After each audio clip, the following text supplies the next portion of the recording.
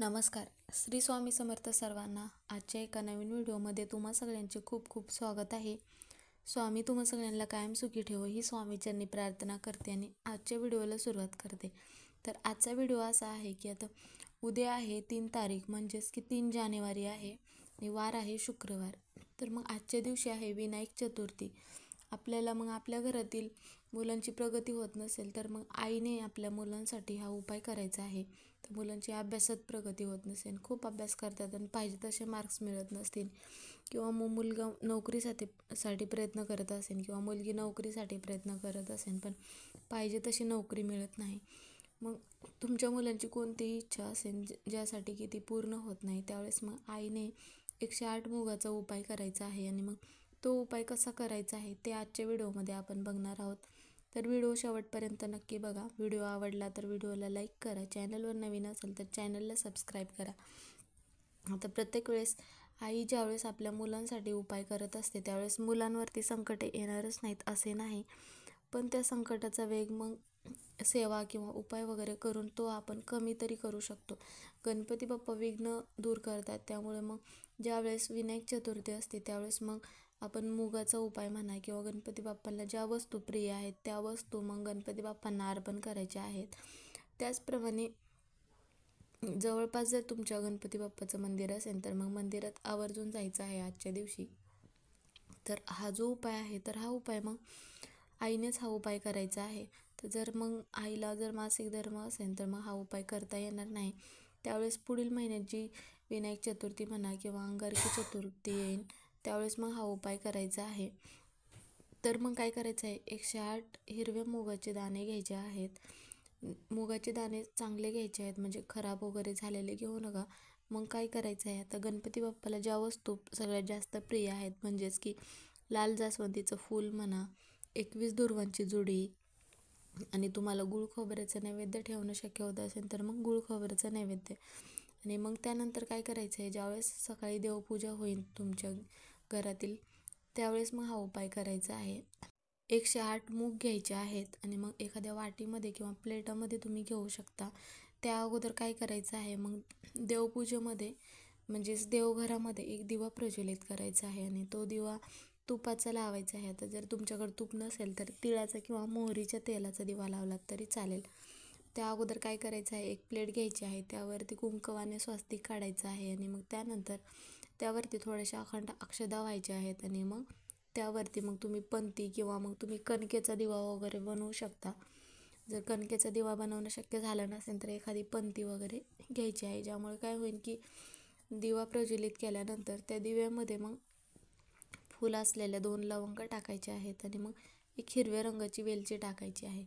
आणि मग त्यानंतर तुम्ही जे 108 मुगाचे दाणे घेतले आहेत तर ते एखाद्या वाटीमध्ये घ्यायचे आहेत आणि मग नंतर काय करायचं आहे, एक हिरव्या रंगाचं वस्त्र घ्यायचं आहे, ज्यामध्ये आपण पूजेमध्ये वापरता येईल अशी छोटीशी त्याची पोटली बनवता येईल असं वस्त्र घ्यायचं आहे आणि मग ते एखादी प्लेट किंवा वाटी त्यामध्ये ठेवायचं आहे.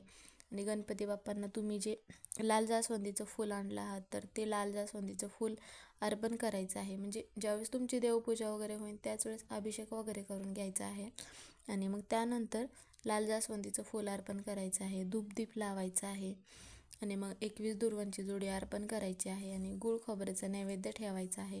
आणि मग त्यानंतर जे तुम्ही 108 मुगाचे दाणे घेतले आहात तर ते मुगाचे दाणे काय करायचं आहे, एक मुगाचा दाणा तुमच्या उजव्या हातात घ्यायचा आहे आणि मग त्यानंतर ओम गण गणपते नमः असा मंत्र म्हणायचा आहे.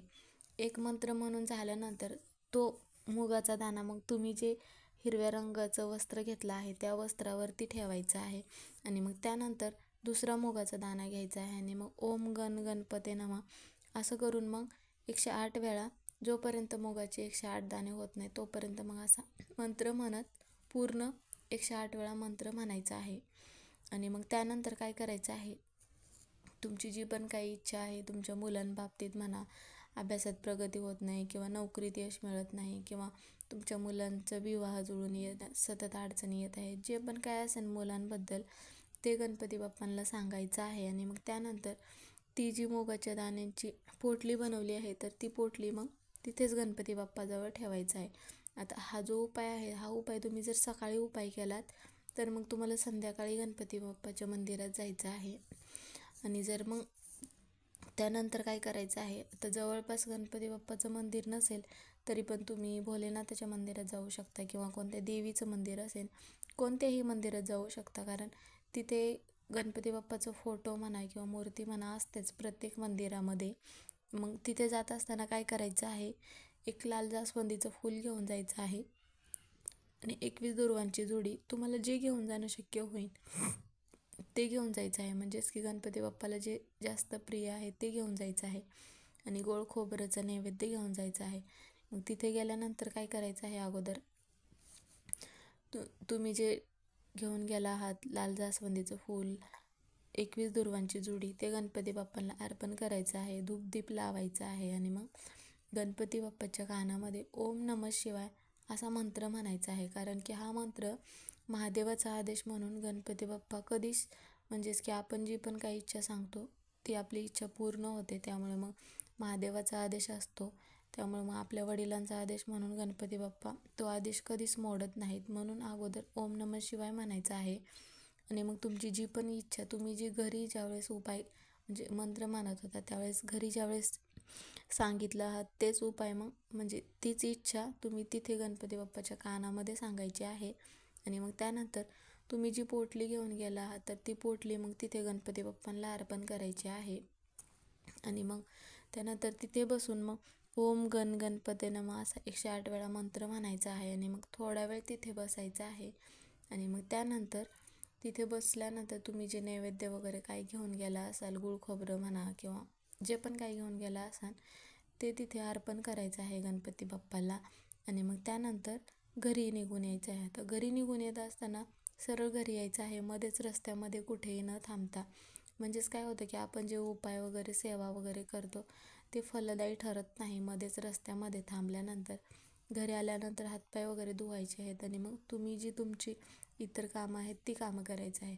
गणपती बाप्पा विघ्न दूर करतात, त्यामुळे मग गणपती बाप्पांना आपल्या मुलांसाठी हा उपाय केल्यामुळं ज्या पण काय मुलांच्या अडचणी असतील अभ्यासात, नोकरीत प्रगती होत नाही, त्या अडचणी दूर होण्यास मग मदत होते.